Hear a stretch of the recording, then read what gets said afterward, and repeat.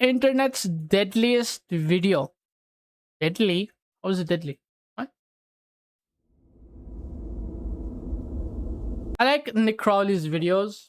Nick Crowley is like one of the my favorite videos to watch because his editing style and the way he portrays things and the way he talks about it is so well done. It's actually really nice. I watch every single video of his or somebody watching him watch something. We watch his videos.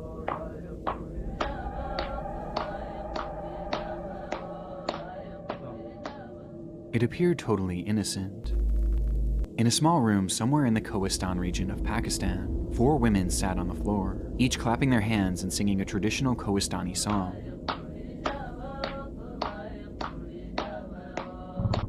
With them were 2 men, one seen dancing beside them, and another seen recording the moment on a grainy video taken on his old cell phone.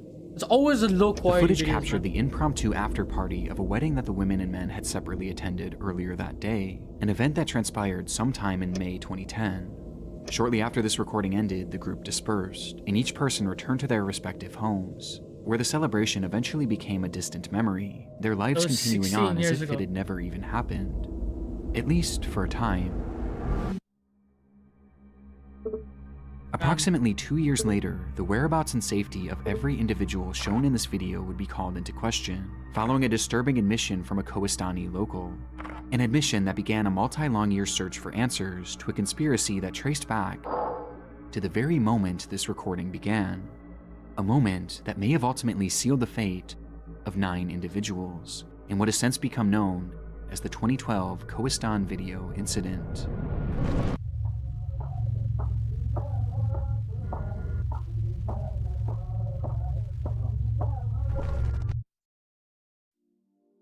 I don't like this. I'd be willing to bet that many of you have a massive to-do list that only seems to be growing by the day. And for a while, one thing that was constantly on mind.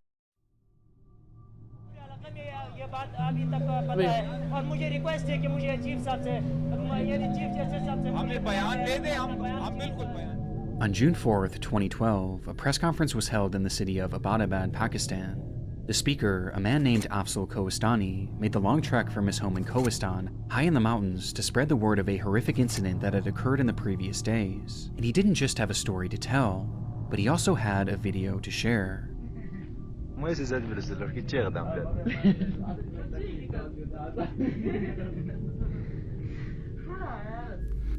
With him was that grainy cell phone recording taken 2 years earlier, showing the group of 4 women and 2 men dancing after a local wedding ceremony.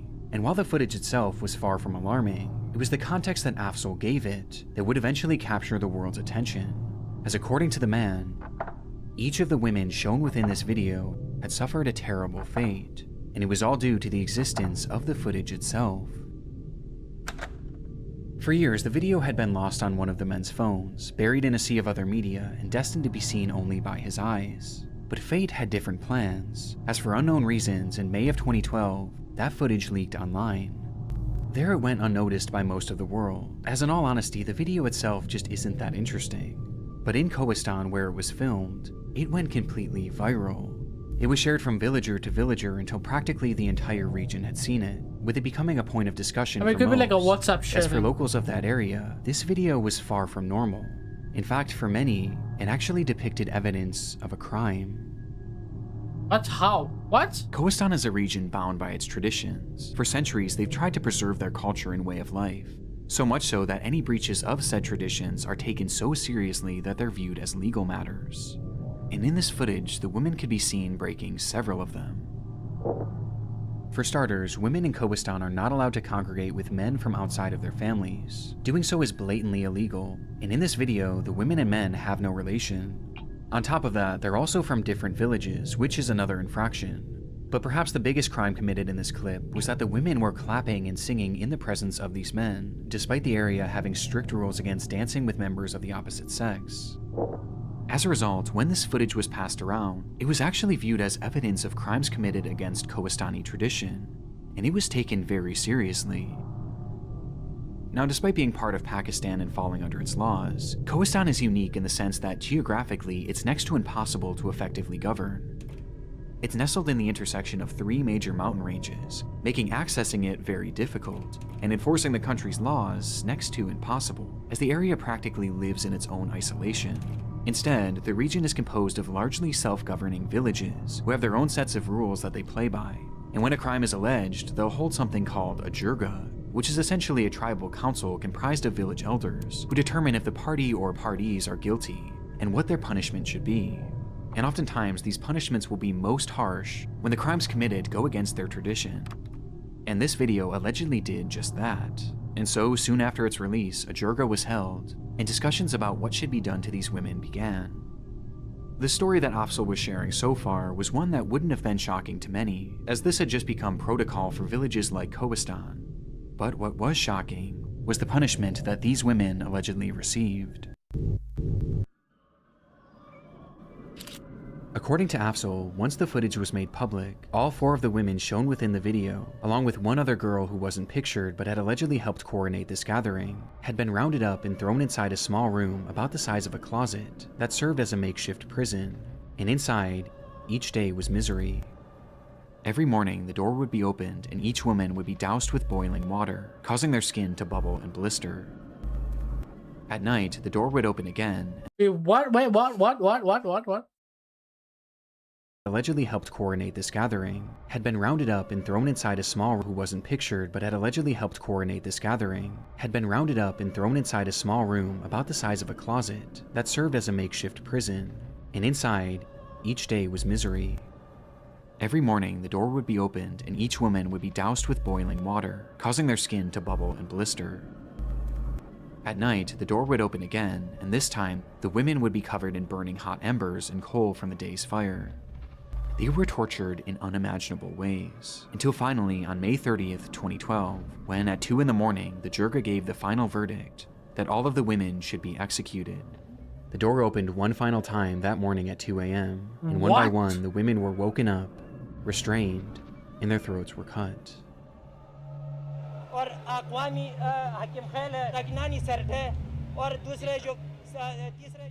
This was an appalling claim by Afzal. If true, what they did to these women was not only outrageously extreme considering the crime, but also very illegal, as jirgas didn't have the right to sentence someone to death. And because of this, those watching the press conference were left horrified.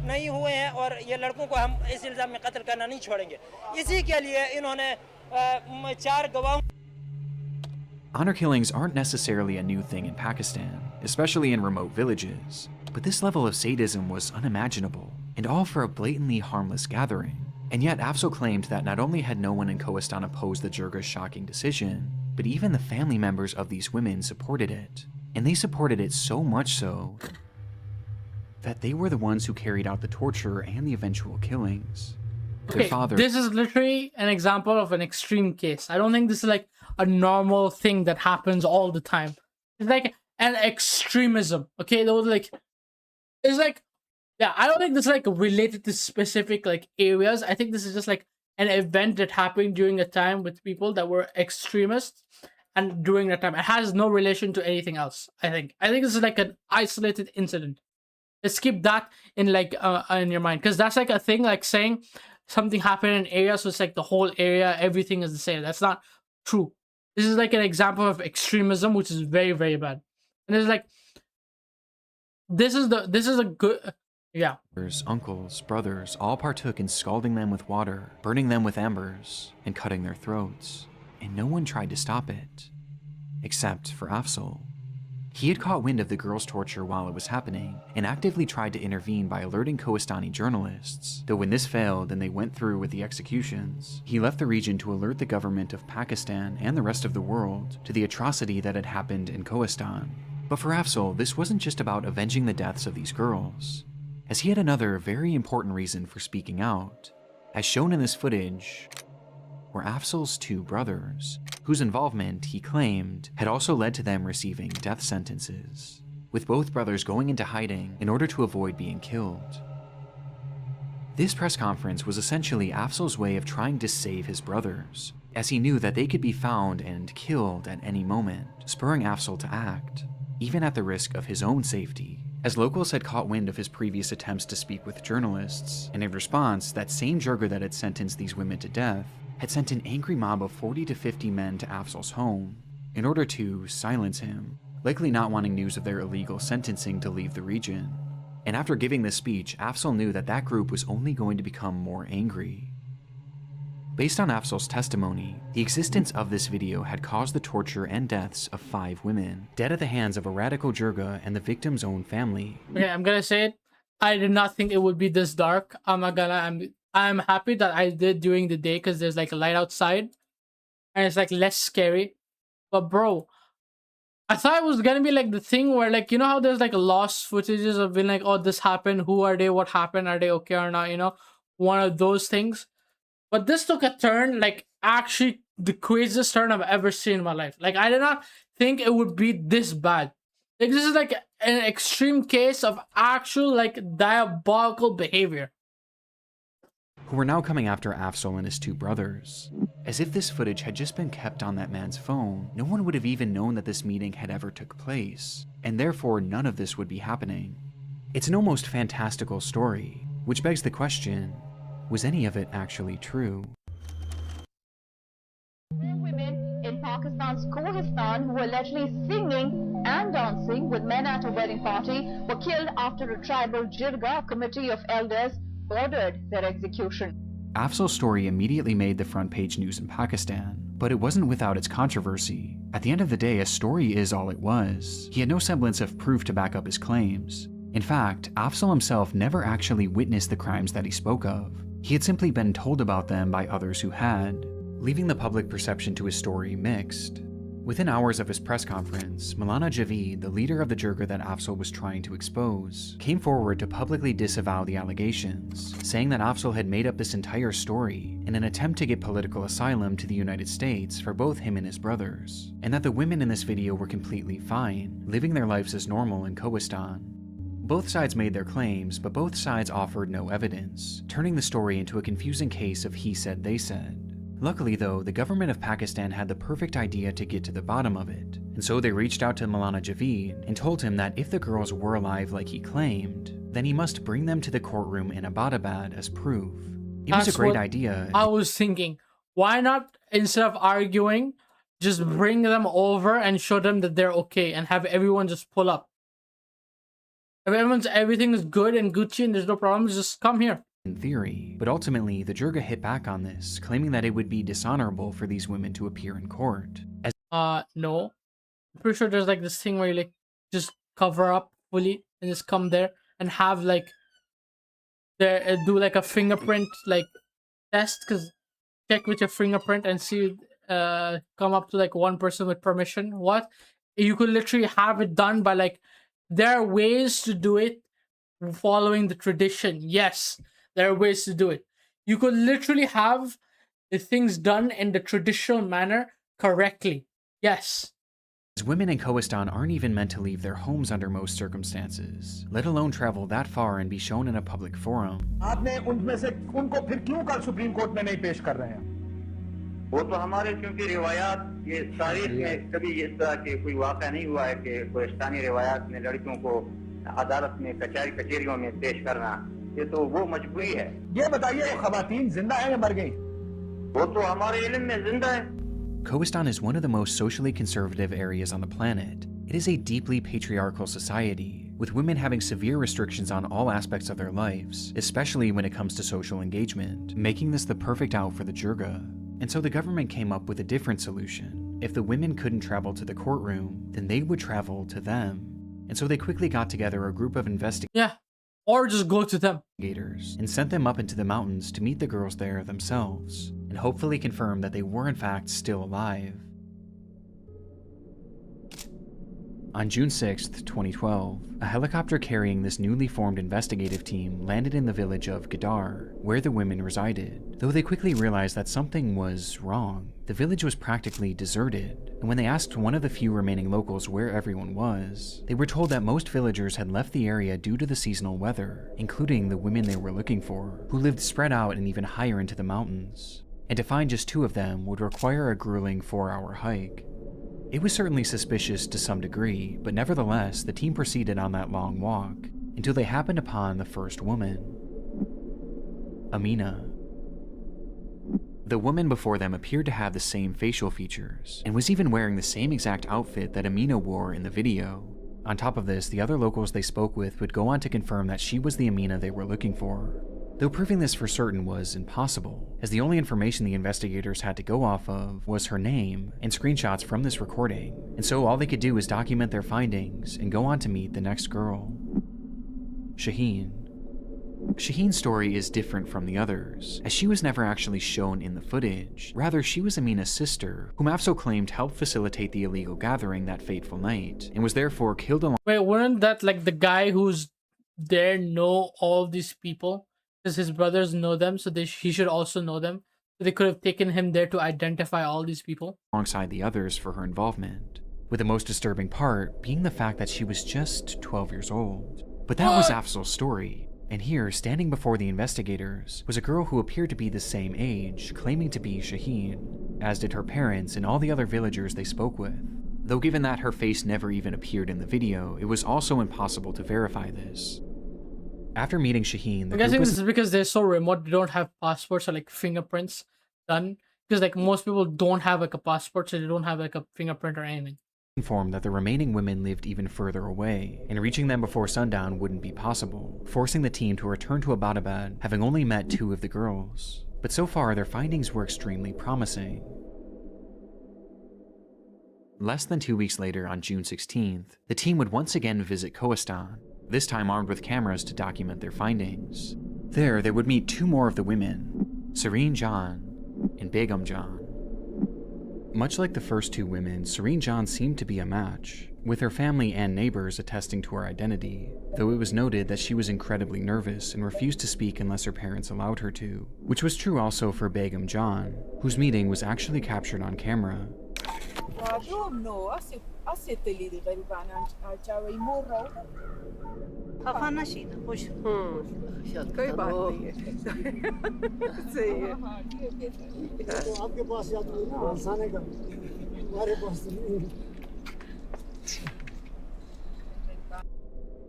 It was evident how nervous she was. She could hardly even force a smile, and didn't speak a single word.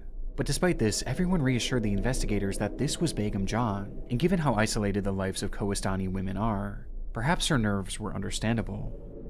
This left only the 5th alleged victim, Baziga, though she was nowhere to be seen that day, as she had supposedly fallen ill and was unable to come down from her home, which was even more remote than the team had gone thus far. But for the investigators, they had already all but confirmed that 4 of the women who Afzal claimed to have been murdered were still very much alive, with there being no evidence whatsoever that any executions had taken place, leaving the team with no real reason to believe any of his story. And so, days after their second trip to Kohistan, the news would break. Human rights activist Farzana Bari, who was accompanying the team sent to bring the Kohistani girls to the Supreme Court, says there is evidence that all the girls are alive. The Kohistan video case was closed. It was a swift end to such an alarming story, as after just a few weeks, in the eyes of the public and the government, the stories told about this video were deemed to be lies, and Afzal was the liar. But not everyone was so quick to agree with this. Okay. Let's say he's lying, right? Let's say he's lying. What could be the reason he's lying? And what could be the reason he leaves? Right. What could the possible reason be so extreme that he comes up with like such a big lie or such a big like thing to get out of there? What could be the whole reason behind all of this happening in the first place? There has to be something, right? It can't just be like him deciding, oh, I want to do this, I'm going to do this. It has to be something, and something might have to be a trigger for this to be like the thing he does. This, like, why? There's like a bunch of things that comes up to mind for this being a thing. Like, one, why wasn't he taken there to like, you know, verify their identity? Because there's a probability he knows who these people are and what they look like. First of all, they didn't say they took him there. Okay. Second, they didn't say why he was there or what he wanted. He didn't do that either. Third, they never mentioned anything related till now, from what I'm understanding. there was no mention or any relation to anything that he said and they said. Like, for example, they mentioned that how he wanted to get like American citizenship, or like go to America. Why would they send him to America? First of all, it's Pakistan. Why would he go to a different country in America? Why would he go there? What could possibly be the reason? There is no reason to send a person outside the country. So there must be something that happened that gave him this idea and why he's concerned. We still don't know. Maybe it comes like in the in like other parts of the video, which is why I'm guessing it's like a more of like a story-driven video to like keep you hooked. Which is what I'm getting. What I'm guessing he's gonna get to. Conclusion. Also, there's very likely that these people, they don't have a passport. Probably one. Second, usually when you're in rural area, they don't have like this like fingerprint like thing to keep them like thing. It's usually by word of mouth and like friends of family or family friends, or it's so small everybody knows each other, so you don't have to worry about their like, are they this person? So they just know by their name and what they look like and relationship. So you just know this person. If somebody from outside comes and somebody is like, let's say they want to hide something, they can just lie. Like, you have to be able to prove something, even though somebody says, even if they're saying the truth, you have to provide facts like their identities. Like, what proof do they have that this is the person that they're talking about, you know? They could just say that this is the person. There were obvious flaws in this fact-finding mission, the most glaring of which being that all the investigators had to go off of were blurry screenshots and some names. In fact, Dr. Fazarna Bari, one of the investigators sent to Kohistan who actually met with these women, would later go on to publicly state that she was unsatisfied with their findings. As though the women they met looked similar to those in the video, they weren't able to conclusively prove that they were who they claimed to be, just given the resources available to them. But if these weren't the women in question, then who were they? Why were they pretending to be them? And why was the entire village lying about it? Well, this spread the conspiracy theory that the women the investigators met with were merely actors, coerced into pretending to be these women as part of a cover-up to disprove Afzal's story. A cover-up that had to be so massive that the entire village was in on it. It seems unlikely, but there was a vocal minority in Pakistan that truly believed this, including Afzal himself, as in his mind he was certain that those women had been killed, and that he and his brothers were next. And so, with a small group of supporters by his side, Afzal vowed to continue his push for justice, and at the start of 2013 he would go to the courtroom in Abbottabad and file a motion to have the Kohistan video case reopened, a decision that had sudden and direct consequences. Days after Afzal's court filing, he received a devastating phone call that his brothers had been gunned down and murdered in cold blood, but not the ones you might expect. Afzal was one of 6 siblings, and at this point, 2 of his brothers were still in hiding, living their lives in a secret location, but the other 3, Sherwali, Shah Faisal, and Rafuddin, were living their lives as usual, believing that they were safe as they had no involvement in this fight whatsoever, though they were sadly mistaken. And on January 4th, 2013, while walking to their local mosque in Kohistan, all 3 were ambushed by a group of gunmen and met with a barrage of gunfire. Seconds later, all 3 were dead. The murders were shocking, and made even more so when the culprits were revealed as members of the slain woman's family, as well as the jirga that had called for their execution. And their motive was simple. This was revenge against Afzal for sharing his story, and for filing that application just days prior. And as if the group's message wasn't clear enough, they would then surround Afzal's home and fire over 1,000 bullets into the structure. Luckily, Afzal had already moved to a secret location out of fear of this very moment, but the incident left him forever shaken and forever devastated. As in trying to save 2 of his brothers, his fight had now cost him 3. But there was at least one minuscule silver lining, with that being that the jirga and the woman's family had now proven themselves to be murderous. But this didn't necessarily prove that they were actually the ones who killed these women. That was still just a theory, and a far-out theory at that. I mean, in the eyes of the Pakistan government, these women couldn't have been killed, as their investigators had literally met face-to-face with 4 of them.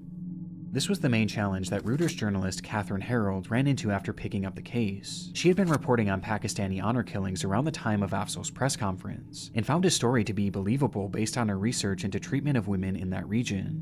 But for his story to be true, then she knew that meant that the women presented to the investigative team couldn't have been who they claimed to be. And so she took an image of Begum John, the woman who looked particularly nervous during the investigation, and Begum's official government ID photo, and sent them both off to Digital Barriers, a company specializing in facial recognition technology, and asked them to compare the images and determine if these two women were actually the same person. The comparison came back at just 17%, or in other words, they weren't a match. This means that by all likelihood, this woman, the woman shown to the government as proof that Begum John was alive, and who the entire village identified as Begum John, was in fact an imposter. It's a revelation that shifted the entire case. Suddenly, this once far-off conspiracy theory was proven to be at least partially true, and if someone had been impersonating Begum John, then it was more than possible that the same had been done with all the other women. And just like that, the Kohistan video conspiracy was in full effect. The government of Pakistan, however, wasn't convinced by the findings. In their minds, they had already investigated these claims, and they had little interest in reopening the case. But Afzal persisted, and he continued doing anything he could to get this case a wider audience, and force the government to reinvestigate. He did interviews on TV, filed motions in court, and even ran for office in Kohistan. But no matter how hard he tried, hardly any progress was made, until eventually years began to pass. The agony of waiting was hell for Afzal. Despite some of the women's family members being thrown in prison for the murder of his brothers, many were still walking free, and as were all the members of that original jirga, meaning that every day represented new risks to Afzal's life, new risks to his brothers' lives, and new risks to the lives of the women in Kohistan. Since the alleged executions of those 5 women, Afzal and his supporters had discovered evidence of over 50 other honor killings that had taken place in that small village over the course of just 2 years. A shockingly high number of people considering how few people actually lived in that village, with these honor killings being described as common as the common cold. Every household was being affected by them, but no one dared speak about it. They were all too afraid. The jirga held all the power, and speaking out against them would be breaching the tradition that they hold so dearly. And as a result, despite all the other killings, Afzal was still really the only one from the region that had been talking with the press, and this was finally about to pay off. In 2016, Afzal was featured on a Vice documentary that highlighted his story as well as the treatment of women in Kohistan at the hands of this bloodthirsty jirga.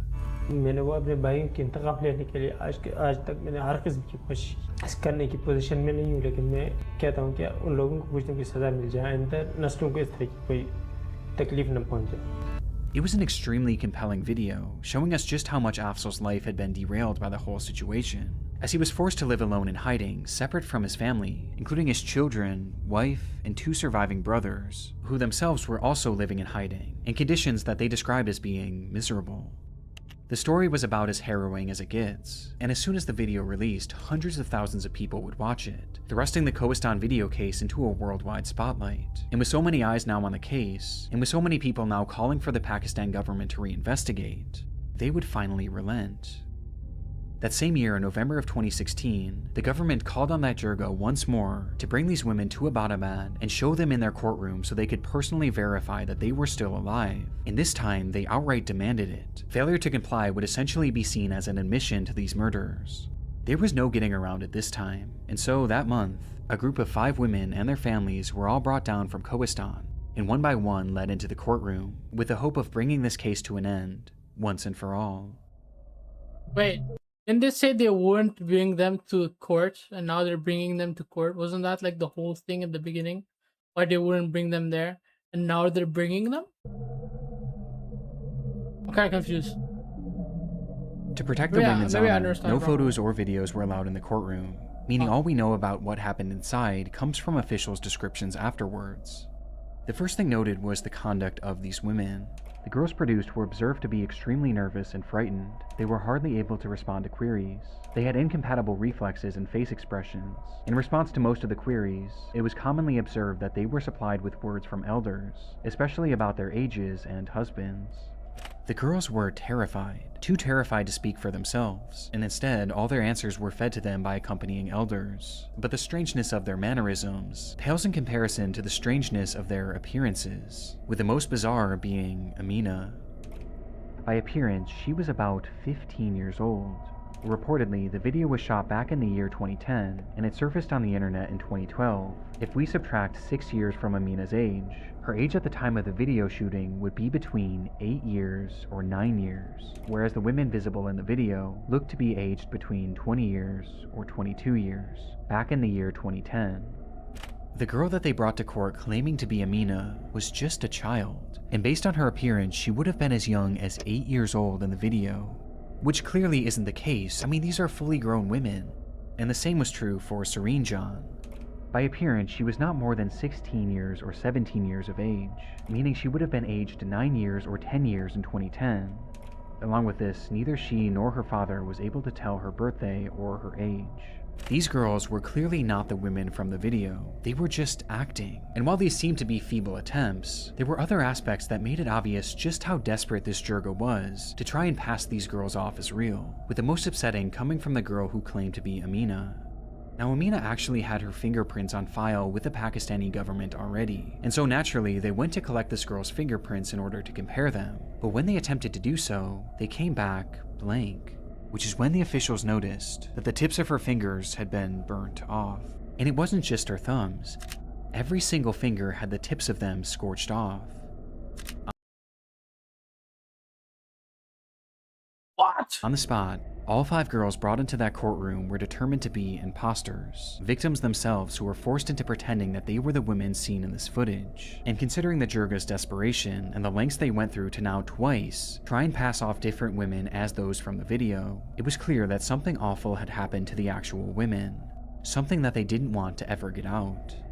And with that, almost universally, the world fell into agreement that Afzal had been telling the truth all along. But any celebration from Afzal would have been short-lived. Months later, a fire erupted in a small home in Gadar, the village where all of the women once resided. And inside that home, 2 women and 3 children were trapped and would tragically burn to death. It was an awful tragedy, but according to the local Jirga, it wasn't an accident, as in its aftermath, they alleged that Afzal was the one responsible, claiming that he had started the fire in retaliation.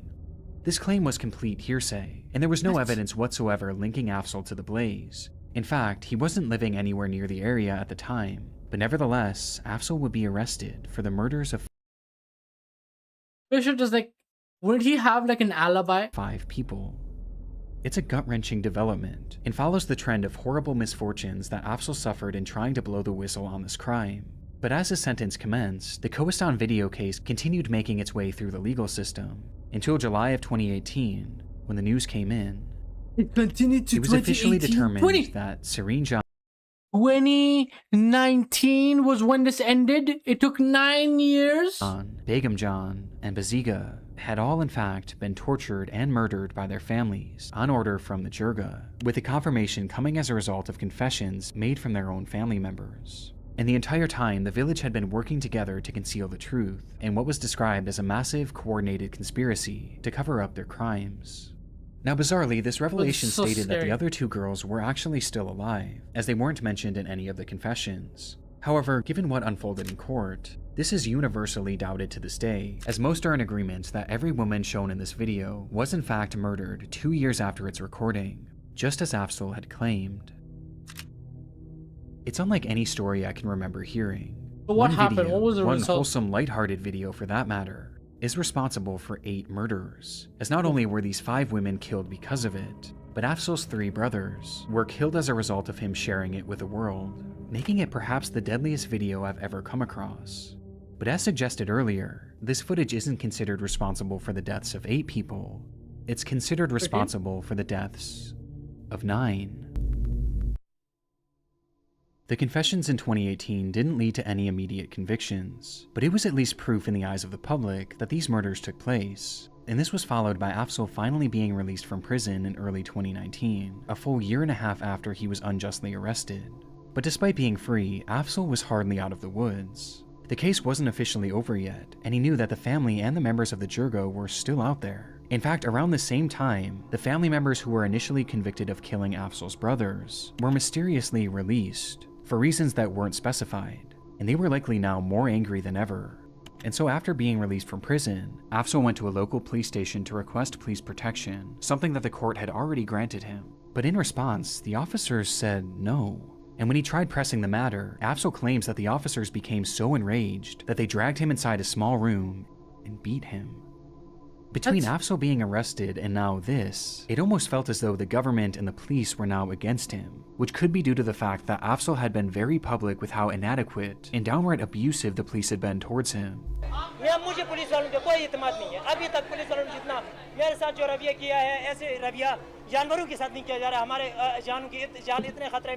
And with nowhere left to turn, Afzal would post a video to his social media declaring that his life was in danger. और मैं 2012 से यही police की जिद में मैं जलील हो रहा हूँ। एक जवान था, उसने ऐसी हालत मेरी की है कि और बहुत सबसे उठ के मुझे मारा है उसने। जिसके साथ करे, मेरे खिलाफ करे या किसी और के खिलाफ करे, मैं इस नाइंसाफी के खिलाफ चाहे मेरे खिलाफ कुछ भी करे। Days later, on March 6th, 2019, Afzal arrived in Abbottabad to testify in the Kohistan trial, though he never made it into the courtroom. As he sat in the back of an unmarked truck waiting to enter, suddenly, the vehicle was struck by multiple bullets. Paramedics would open the door minutes later, only to find Afzal laying in a pool of blood. He would never make it to the hospital. In Pakistan, the man who led a campaign to expose one of the country's most notorious so-called honor killings has been shot dead in the city of Abbottabad. Afzal's death was devastating to so many, not only throughout Pakistan, but throughout the entire world. His relentless pursuit of justice, and his willingness to sacrifice his own life in order to expose these crimes, was something that was championed by so many throughout the world. And he had come so close to seeing justice served, as only a few months later, 3 men were arrested and sentenced to life in prison for the Kohistan murders, each being members of the girls' families. Along with one other, a man named Masoom Khan, a member of the Jirga who was sentenced to life in prison for the murder of Afzal.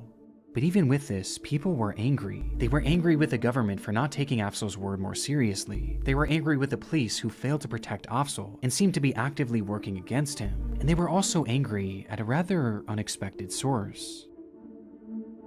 The Vice documentary made back in 2016 was undoubtedly part of what put this case back on the map and back in the court system, but right from its release it garnered criticism for something that the showrunners had seemingly overlooked, with one commenter pointing it out. Wait, hold on a minute. Isn't it dangerous to expose that's what I was saying. They literally like just doxed him. This? In the footage used, the crew seemingly showed the outside of the hideout where Afzal had been living, as well as where his family had been hiding, and in response to Afzal's death, many were quick to blame the documentary. You people had literally shot his location and his family's location. Damn, you killed him. By disclosing his hideout, Afzal Kohistani was killed by his enemies. This is really shameful and against the ethics of journalism. Why would you show Afzal and his family's hiding place? And while it may seem a little extreme to blame a documentary made 3 years before his murder, it's given a bit more weight by the fact that Vice had actually re-uploaded the documentary to their Vice Asia channel at the end of 2018, where it went completely viral, gaining more viewership than even the original upload. Months later, Afzal would be killed, and to this day, many still believe that Vice played an unintentional role in it. But again, this is just public speculation, and at the end of the day, it was really on the police and the government of Pakistan to protect him, and they failed. It's a heartbreaking end to a heartbreaking story, and follows this trend of misfortune that Afzal dealt with throughout his life. And unfortunately, that trend continued even after his death. Devastatingly, the 3 men arrested for the murders of these women would be unexpectedly released from prison in 2023. Okay, what is happening only now? 4 short years after their initial arrest. Wait, that's 3 years ago. This is Far insane. cry from life This in is prison, scary. like they were originally sentenced to. And the reason for their release was just as upsetting, as the government cited a lack of evidence. These 3 men literally confessed to the killings, and they even discussed how they disposed of the bodies afterwards. And yet there suddenly wasn't enough evidence to keep them in prison, despite them already being convicted. Meaning that after all of the death in this video, the murders of Afzal's brothers, the murders of these 5 women, and the murder of Afzal himself, only 1 man is currently in prison.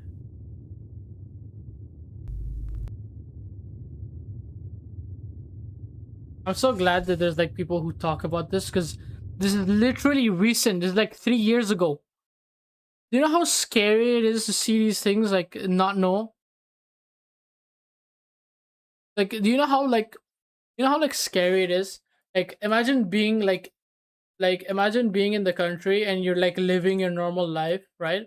And then you're unaware of this thing, and you run into the people who are doing this, and then you see this video. Do you know how scary it is? Like, I'm pretty sure there's like a statistic or something, or like people are like, it's very likely that you pass by like a murderer or like a killer in your life once, and you interact with them without knowing that they've killed someone. Like, that's like an actual statistic. You know how scary it is? I'm so glad that there's like these things are covered and people actually like cover these things, because these are like things that happen every single day. This isn't like a normal occurrence. This isn't like an everyday thing. This is like an isolated incident that has happened, and people are aware it's happened. Like, it's in social media. In social media, everybody is aware of these things. Like, this is like a big thing. This isn't something that's like people are unaware of. That's why I'm like, that's why I like, bro. What do you mean? Like, what? This is so scary. Like, this is why like half the time people are scared to leave their houses at times, because of like these things happening. That's why like right now I watch so many of these like cop stop and things. Like, it's like it helps you get aware of things that are happening in the world. Like, it is like a good thing we have social media and people who hold these people accountable for the things they've done. Like, there's so many things that have happened that would go nowhere if it wasn't like filmed or recorded and posted online.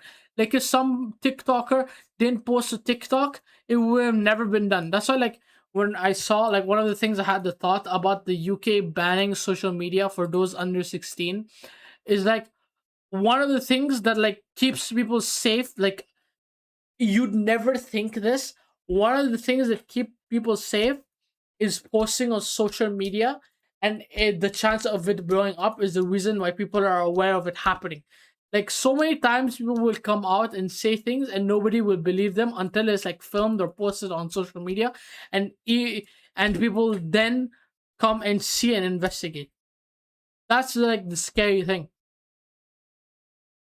Like, now, like, obviously people are under 16. It's not going to be, you cannot use social media. I don't think that's going to be the thing. It's going to be more heavily guarded, as in your parents have to like do it, and it's like heavily marked. Like, you have to either show your ID or your face ID, or your parents have to be the ones who create the account, and they have to like take accountability and sign you up and allow this to happen, which is a good thing, because then you even have more online safety, and everyone's accountable for their online actions.